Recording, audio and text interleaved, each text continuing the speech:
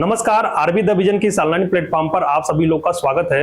आज के इस वीडियो में हम लोग बौद्ध संगीतियों के बारे में बात करेंगे। देखिए, महात्मा बुद्ध की मृत्यु के बाद कुल 4 महत्वपूर्ण बौद्ध संगीतियां होती हैं। आइए इन्हें हम लोग क्रमशः देखते हैं। प्रथम बौद्ध संगीति की बात करें तो प्रथम बौद्ध संगीति का आयोजन 483 ईसा पूर्व में किया गया था। और आप लोगों को पता है कि 483 ईसा पूर्व में ही महात्मा बुद्ध को निर्वाण की प्राप्ति हुई थी। ठीक है, बात करें प्रथम बौद्ध संगीति की आयोजन स्थल की, तो प्रथम बौद्ध संगीति का आयोजन राजगिरी के सप्तपदी गुफा में किया गया था। जिसके अध्यक्ष कौन थे? जिसके अध्यक्ष महाकश्यप थे और इस समय के समकालीन शासक थे अजातशत्रु। अजातशत्रु जो कि हर्यक वंश के शासक थे। हर्यक वंश को इतिहास में प्रतिहंता वंश के नाम से भी जाना जाता है। बात करें परिणाम की, तो प्रथम बौद्ध संगीति के परिणाम स्वरूप सुक्त पिटक एवं विनय पिटक का संकलन किया गया। देखिए, बौद्ध धर्म के अंतर्गत हम लोग कुल 3 पिटकों का अध्ययन करते हैं, सुक्त पिटक, विनय पिटक और अभिधम्म पिटक। इसमें से सर्वप्रथम 2 पिटकों का संकलन प्रथम बौद्ध संगीति के दौरान किया गया था। अब हम लोग बात करते हैं सुक्त पिटक की, तो सुक्त पिटक में महात्मा बुद्ध के द्वारा दिए गए उपदेशों का संकलन किया गया है। और महात्मा बुद्ध के द्वारा दिए गए उपदेशों का पाठ महात्मा बुद्ध के परम शिष्य आनंद ने किया था।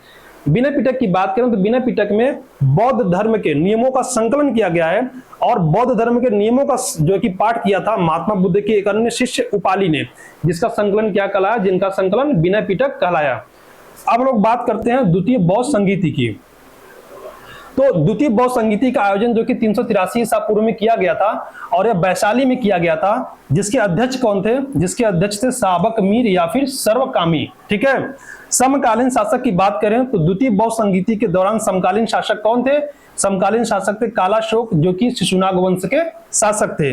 परिणाम की बात करें तो द्वितीय बौद्ध संगीति के परिणाम स्वरूप बौद्ध धर्म अस्थविरवाद और महासांघिक 2 संप्रदायों में विभक्त हो जाता है। अस्थविरवाद को ही हम लोग थेरवाद के नाम से जानते हैं, जो कि बौद्ध धर्म का सबसे प्राचीन संप्रदाय है। ठीक है, अगर हम लोग बात करें इसकी सबसे प्राचीन,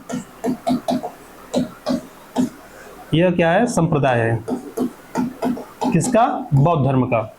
अब हम लोग बात करते हैं तृतीय बौद्ध संगीति की।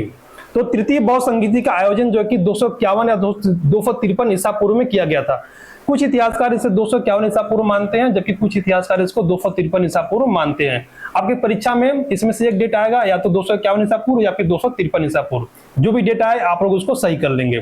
ठीक है, आयोजन स्थल की बात करें तो तृतीय बौद्ध संगीति का आयोजन पाटलिपुत्र में किया गया था। पाटलिपुत्र का एक और अन्य नाम है कुसुमपुर। आपके परीक्षा में यह भी नाम दे सकता है, कुसुमपुर। ठीक है, तृतीय बौद्ध संगीति के अध्यक्ष की बात करें तो इसके अध्यक्ष कौन थे? मोगलीपुत्र तिस्य थे। और समकालीन शासक कौन थे? समकालीन शासक अशोक थे, जो कि मौर्यवंशी शासक थे। परिणाम की बात करें तो तृतीय बौद्ध संगीति के परिणाम स्वरूप तृतीय पिटक अभिधम्म पिटक का संकलन किया गया। सर्वप्रथम दो पिटक है, सुक्त पिटक और विनय पिटक, उनका संकलन कब किया गया था? उनका संकलन किया गया था प्रथम बौद्ध संगीति के दौरान। जबकि तृतीय पिटक का जो कि संकलन कब किया गया? यह किया गया तृतीय बौद्ध संगीति के दौरान। उसका क्या नाम है? अभिधम्म पिटक। ठीक है, 3 पिटक है, तीनों को आप लोगों को याद रखना है। आइए हम लोग बात करते हैं चतुर्थ बौद्ध संगीति का। तो चतुर्थ बौद्ध संगीति का आयोजन जो कि प्रथम शताब्दी ईस्वी में हुआ। देखिए, अभी तक आप लोग ईसा पूर्व पढ़ रहे थे, यह कब हुआ है? यह ईस्वी में हुआ है, इसको याद रखना है। ठीक है, इसका आयोजन कहाँ किया गया था? इसका आयोजन कश्मीर के कुंडल वन में किया गया था। कश्मीर के कुंडल वन में किया गया था। जिसके अध्यक्ष कौन थे? जिसके अध्यक्ष थे वसुमित्र। ठीक है, वसुमित्र ने एक पुस्तक की रचना की है, विभाष शास्त्र। ये बहुत महत्वपूर्ण पुस्तक है, बहुत बार परीक्षाओं में प्रश्न पूछा गया इसके बारे में। विभाष शास्त्र को जो है कि बौद्ध धर्म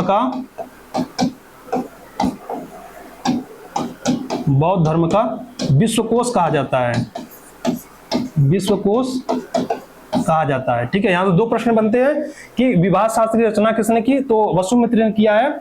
और इसे क्या कहा जाता है? इसे कहा जाता है बौद्ध धर्म का विश्वकोश। ठीक है, उपाध्यक्ष की बात करें तो उपाध्यक्ष कौन थे? उपाध्यक्ष थे आपके अश्वघोष। अश्वघोष को भारत का मिल्टन के नाम से जानते हैं। भारत का मिल्टन। ठीक है, अश्वघोष को क्या कहा जाता है? अश्वघोष को भारत का मिल्टन कहा जाता है। समकालीन शासक की बात करें, समकालीन शासक कौन थे? समकालीन शासक कौन थे? समकालीन शासक थे उसमें कनिष्क थे। और कनिष्क किस वंश का शासक था? कनिष्क जो कि कुषाण वंश का शासक था। परिणाम की बात करें तो चतुर्थ बौद्ध संगीति के परिणाम स्वरूप बौद्ध धर्म का हीनयान तथा महायान में विभाजन हो गया, स्पष्ट रूप से विभाजन हो गया। ठीक है, स्पष्ट रूप से दो भागों में विभाजन हो गया, हीनयान और महायान। तो यह कुल 4 महत्वपूर्ण बौद्ध संगीतियां थी जो कि आपकी परीक्षाओं में बार बार यहां से प्रश्न बनते हैं।